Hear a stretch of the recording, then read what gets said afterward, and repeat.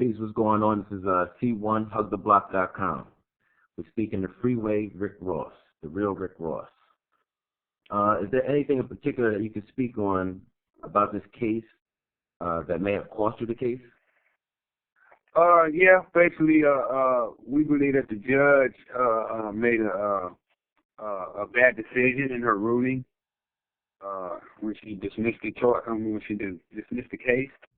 She ruled that it was his career has been one publication, and that he is not reusing my name over and over again. She said that it's been used one time and one time only, and you know, we find it hard to believe that each album that he puts out is not a separate use of the name, but the judge felt that it was, and ruled in the like. So what I'm trying to do now is regroup and find out if we're gonna refile. Okay. And you feel even the federal case that they had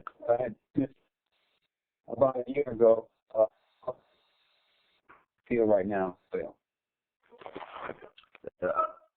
your phone was breaking up a little bit. The federal case you said is under appeal as well?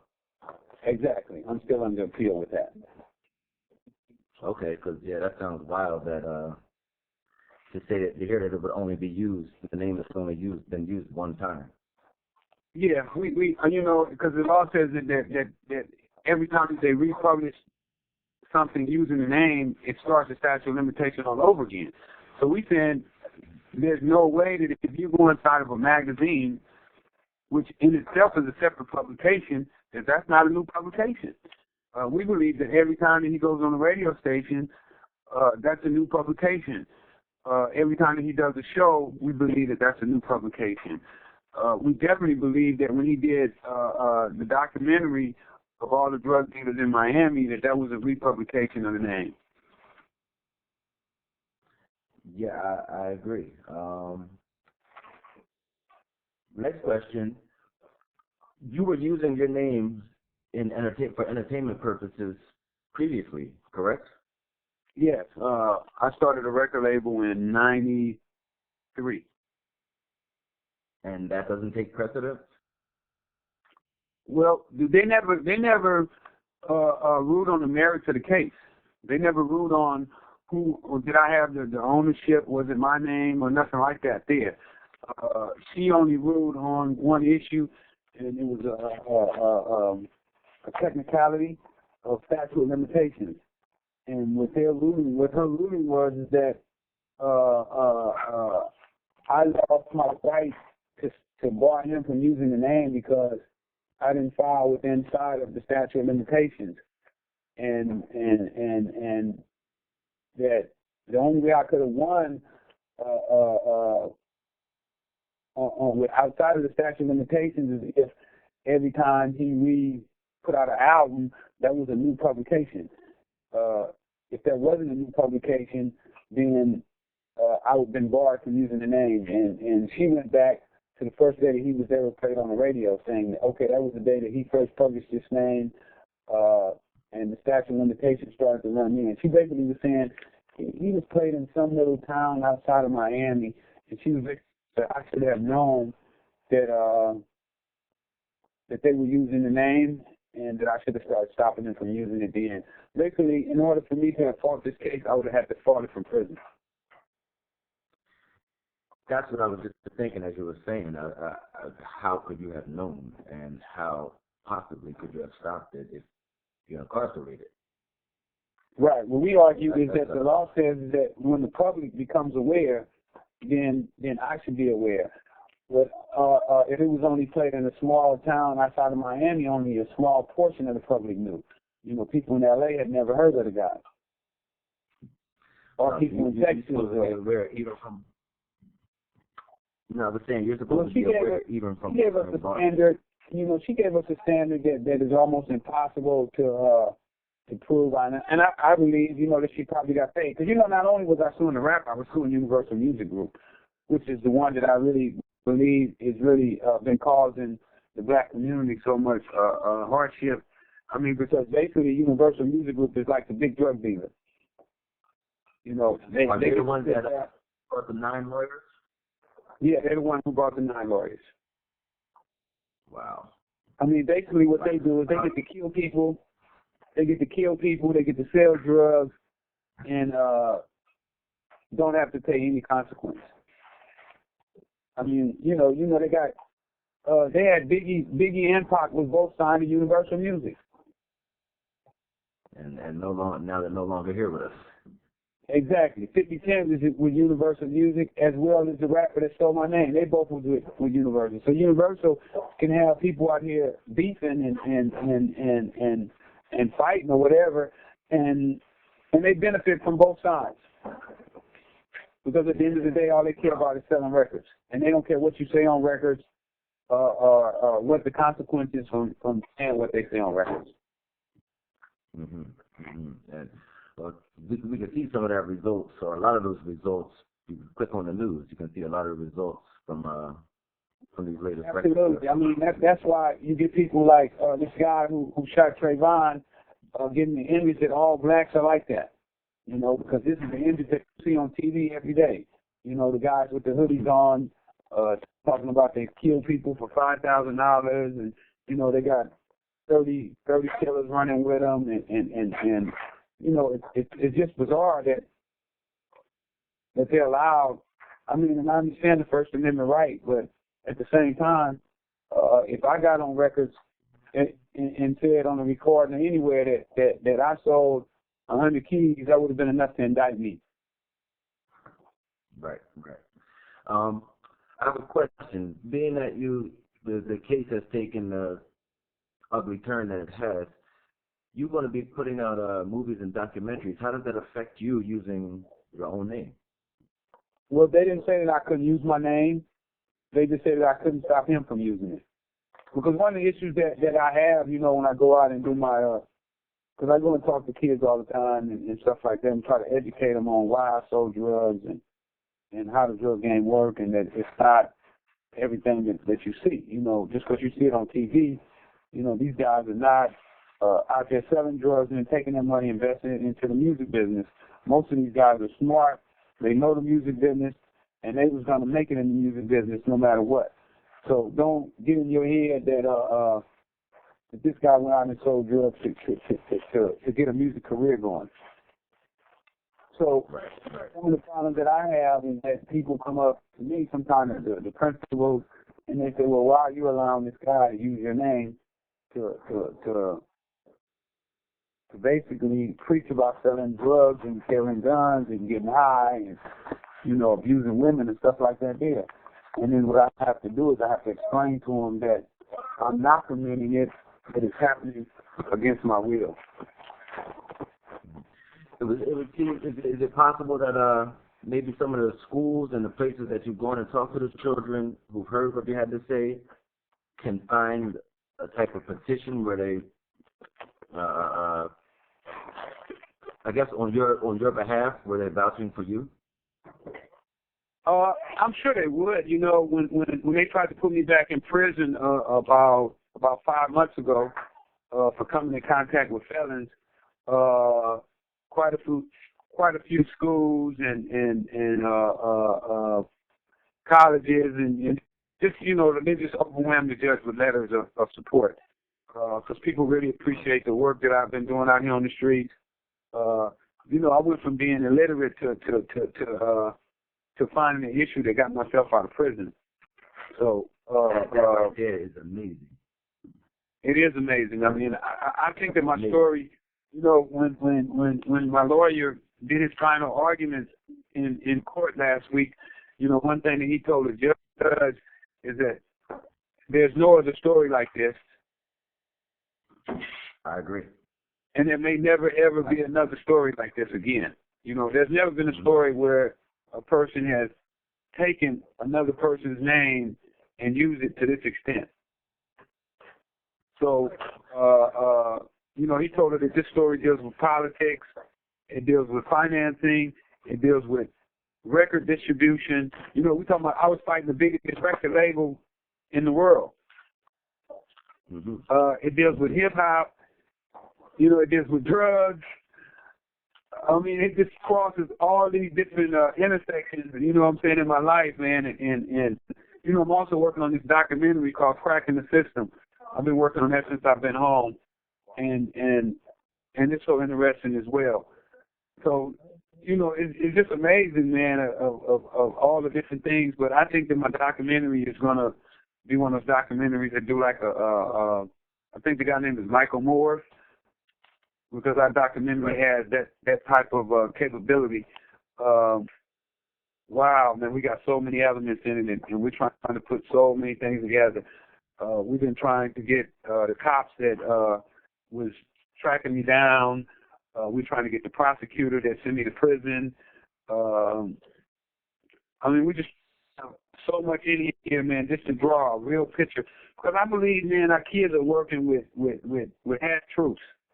You know, when they got guys like William Roberts, a.k.a. Rick Ross, Jay-Z, and these other guys out here is rapping about selling drugs and how fabulous it is,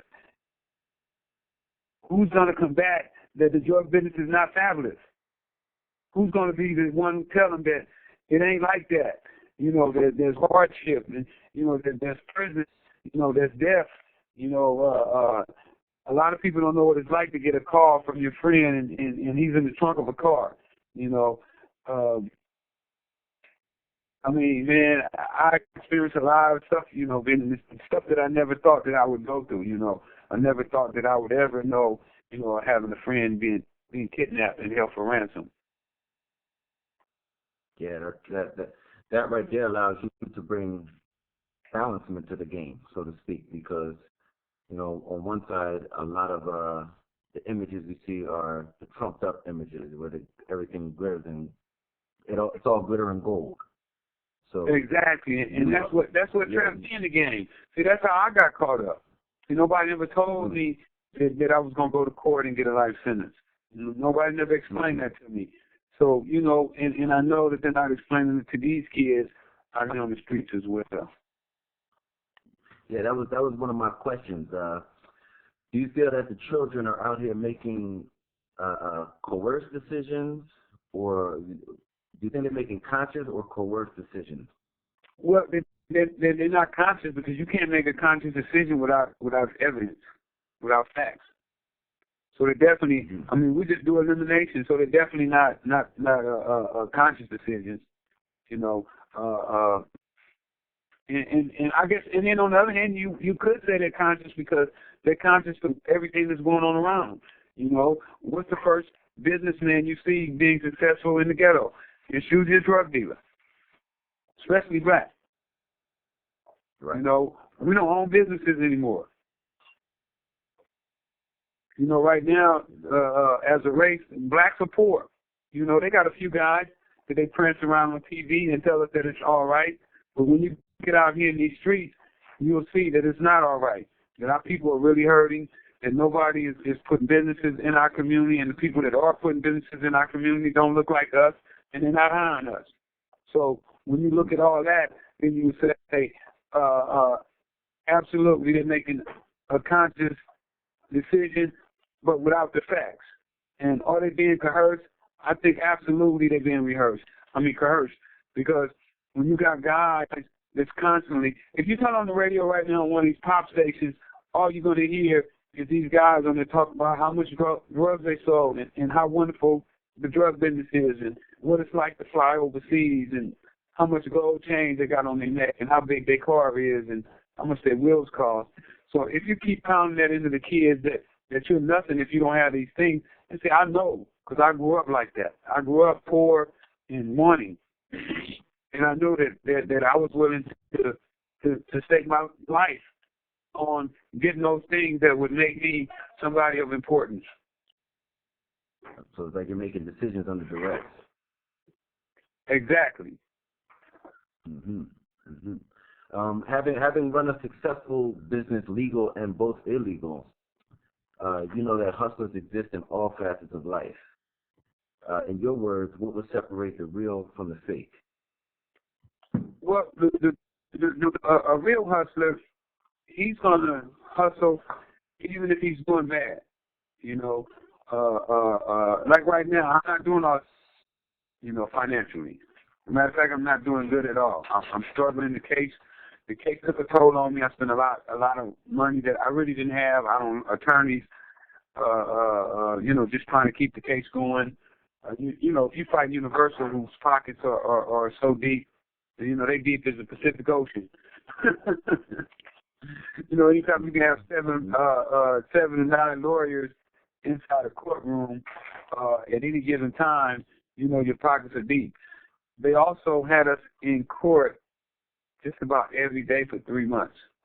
And we were in court from 10 in the morning to 5 and 6 o'clock in the afternoon, sometimes 7 o'clock in the evening. So you can imagine how deep their pockets are. And just about every time that we did that, they had 4 lawyers sitting there, never less than 2 lawyers sitting there the whole time. And I imagine these lawyers were making about $7.50 an hour. And all of this is 3 months for one case. Right. Wow, that's the first time I've heard of that. Yeah, so that's the kind of fight that they were putting up against me, and I had to combat it. Yeah, and that would mess up your ways of making money during the day. Period. Right. I couldn't do any work. I couldn't go out and do any work. And I still had to, try to come up with money because even though I had lawyers that were helping me, they didn't feel that they should be responsible for paying court reporters.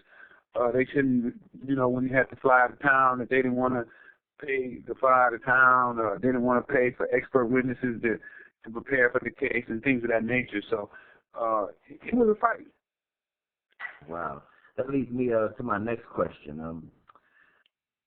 Do you have respect for the quote so-called street artists who have claimed to live the drug life, and have any of them reached out to support your cause? You know what? One did. Scarface. He reached out about 3 weeks ago and told me if there was anything that he could do to help me, he would. But overall, no. No, they haven't. Matter of fact, nobody reached out to give a hand other than Scarface. Wow. I got so much respect for him. But, he comes from that background, and he knows what it's like. He's been through the fires. But, no, nobody stepped up to the plate. Yeah, so, we like to say respect to Scarface for manning up on this. Absolutely. Also, I'm in the process of writing a book about the whole ordeal because I think it's a story there. I think that it's something that people would want to know.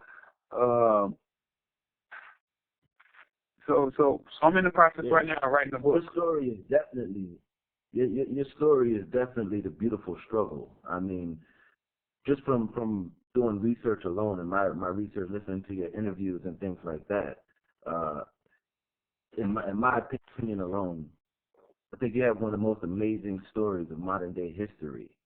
To reach the levels that you reached, you were illiterate up until the age 28 and learned to read the court papers, and then read yourself basically out of jail.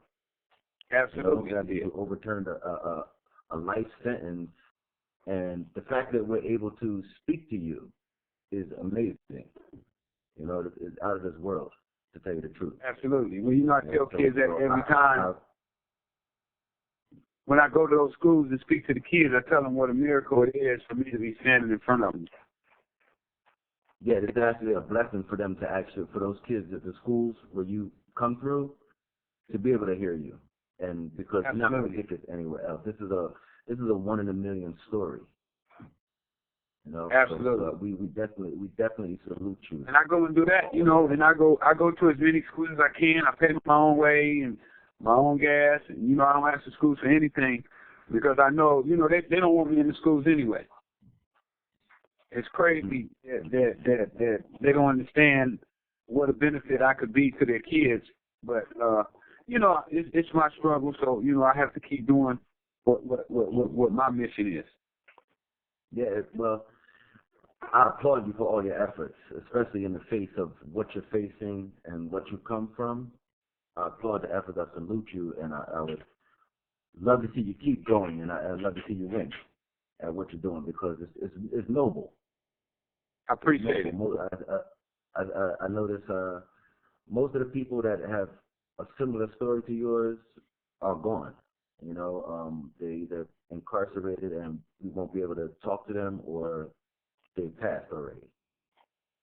So it's a beautiful thing to be able to speak to you and you be able to tell your story. Absolutely. To get to my next question, how do you feel?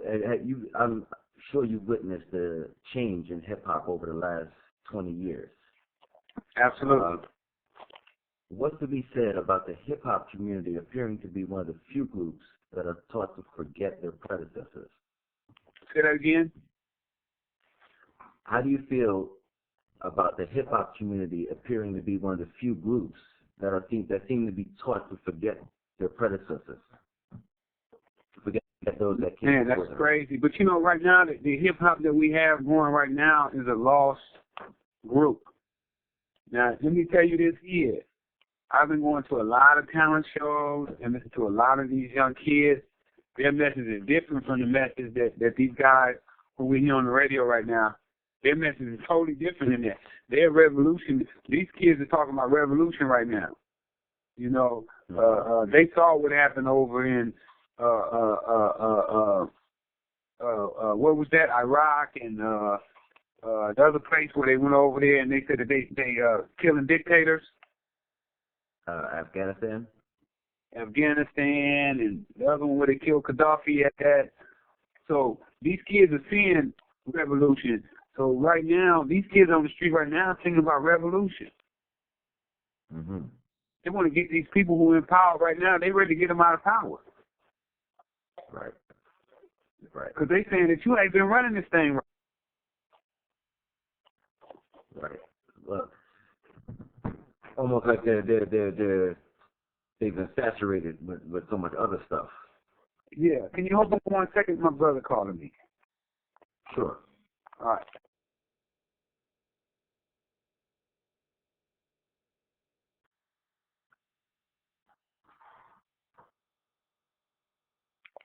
Hello? Sorry about that. No problem. Yeah, I didn't know if it was an emergency or not. Okay, no, you got to do what you got to do. Moving right along.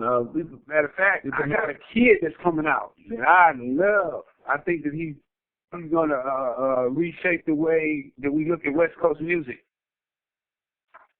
Shout him out, promote him. Yeah, Paris Montgomery. Go check him out. You know what I'm saying? At freewayenterprise.com. All right. Kid is hot. Does he have a Twitter you'd like to shout out or anything? You can shout out his Twitter, promote him. I don't know. Let me see what his Twitter is. Hey, Jamal. Yeah. What's Paris' Twitter? Name P-A-R-I-S-M music. It's P-S. P-A-R-I-S-M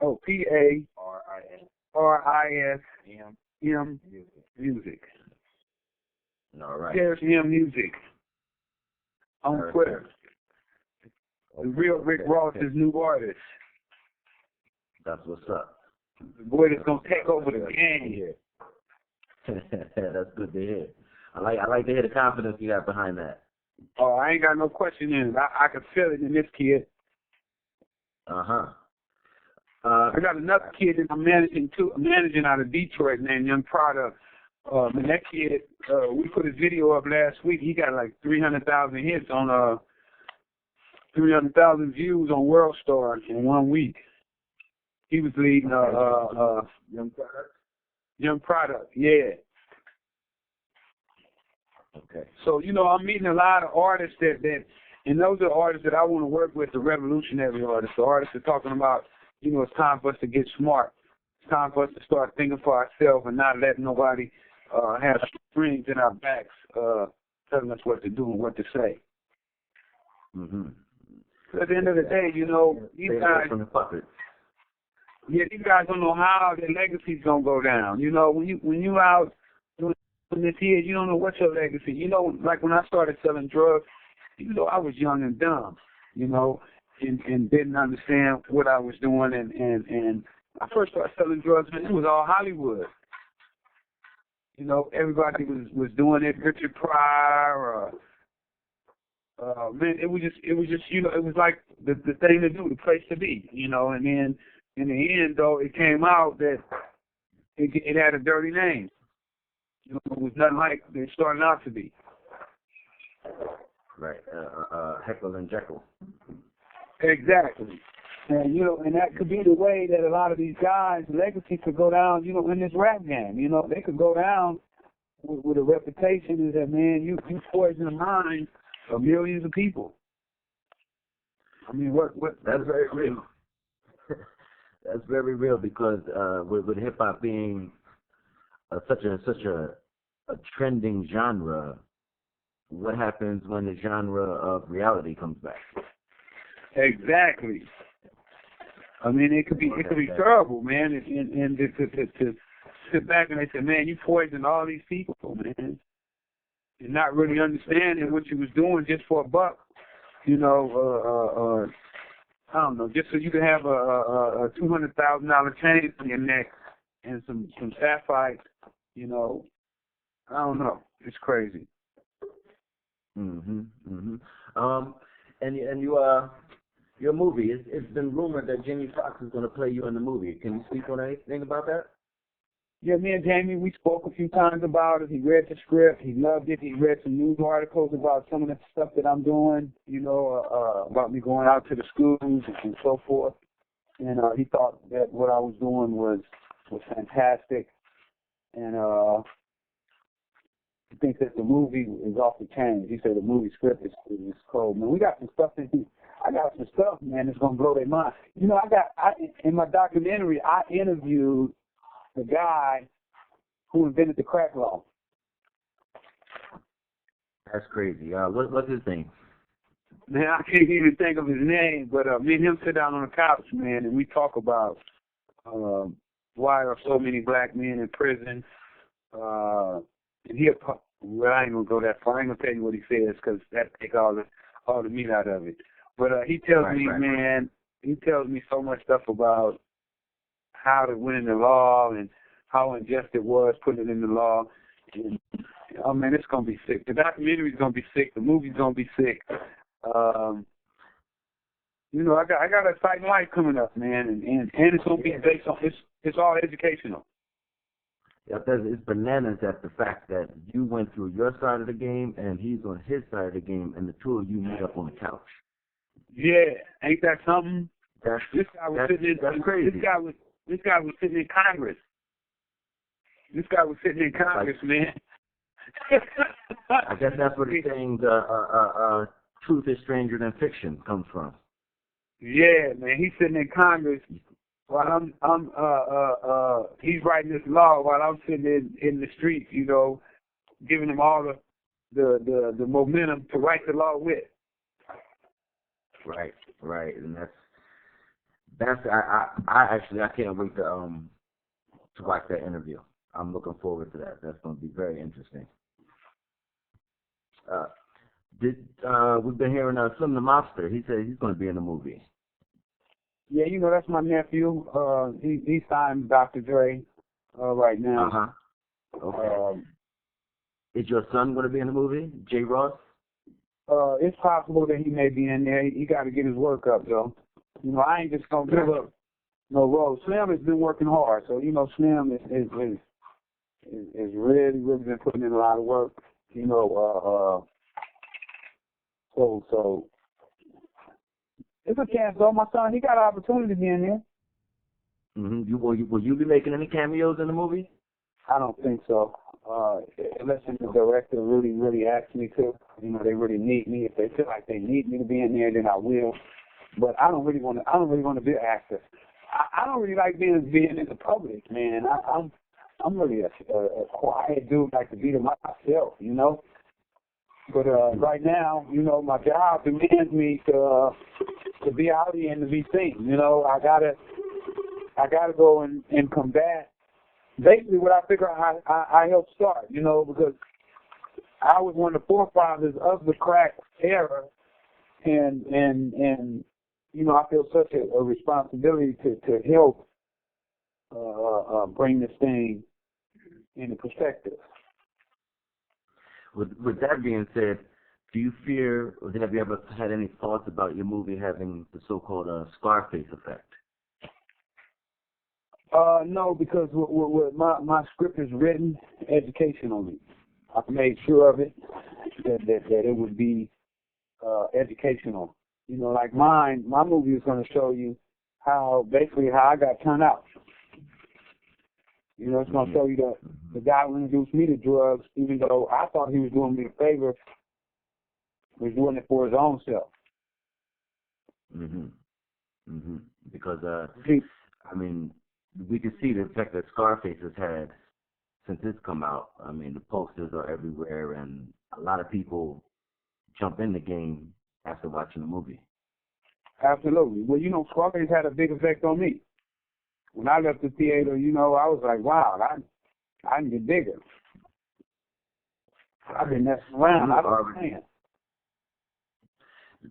By the time you had seen Scarface, you had already been doing your thing? Yeah, I've been doing it, but, you know, not on that level. The movie that really got me started was Superfly. You know, when I saw Ronald Reagan for the first time in my life, I saw a black man that stood up to white men and won. So, you know, I found my hero. And at that time, you know, I think Honorable Elijah Muhammad had died, and Malcolm X had been killed, and, you know, so we were like, there wasn't no black man that was really, you know, standing up. So when I saw Superfly, I was like, oh, man, I found my man. Right, and money seems to be the great equalizer. Without a doubt. Well, you know, if you don't know how to leverage, you know, money becomes the equalizer. Right. No, I'm saying it to the point where once you acquire the money, you can then, you know, you then find yourself in different circles and being able to put yourself in a so-called option mode. You can do things that you want to do as the things that you have to do because you don't have.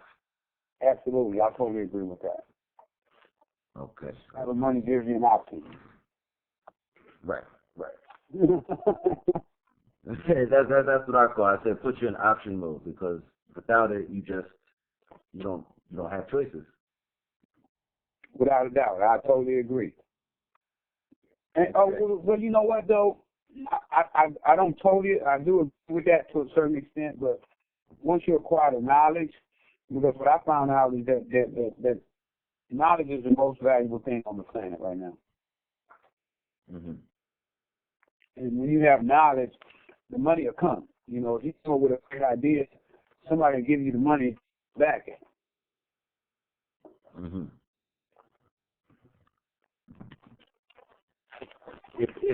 If they're willing to if they're on the up and up, because they got a lot of people out here who's using other people's knowledge and running with it and just filling up their pocket.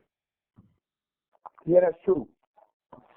But if you have knowledge, you're gonna run into the right person that you need to meet. True. There's one thing about knowledge and wisdom. Everything you need is gonna come to you, and it's gonna come just at the right time. Mm-hmm. You know, it's like right now. You know, with my struggle, you know, I be wanting to come faster, and you know, be saying, man, it ain't coming fast enough. But then at the end of the day, I know that it's only gonna come when it's supposed to, and it's not gonna come no faster than that. Mm-hmm. And hearing that statement right there, that's something that I suspect you may have learned over your years incarcerated.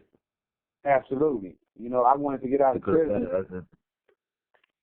I wanted to get out of prison, but then exactly. Then you learn to be patient, and that when the time comes, it's gonna come. Mm-hmm. And worrying and stressing about it, and that stuff is not gonna make it any better.